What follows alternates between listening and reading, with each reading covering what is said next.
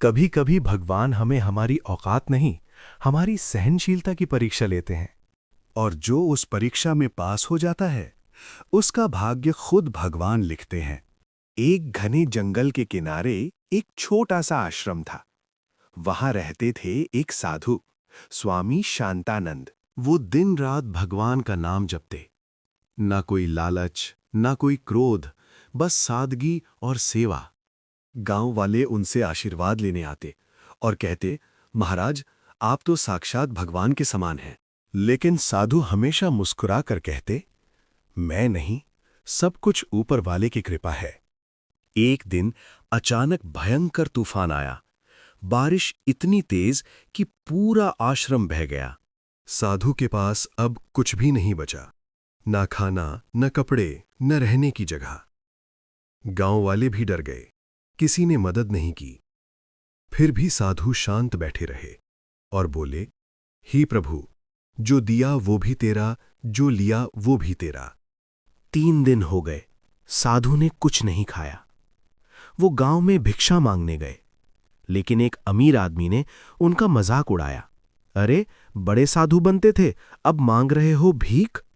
और उसने साधु को धक्का देकर भगा दिया। लोग हंसने लगे। साधु की आंखों में आंसू थे, लेकिन फिर भी उन्होंने हाथ जोड़कर कहा, भगवान तुम्हें सुख दे। रात का समय था। साधु जंगल में बैठे थे। तभी एक बूढ़ा आदमी कांपते हुए उनके पास आया। बेटा, मैं 2 दिन से भूखा हूं, कुछ खाने को है? साधु के पास बस एक सूखी रोटी थी जो उन्हें अभी अभी मिली थी। एक पल के लिए साधु रुके।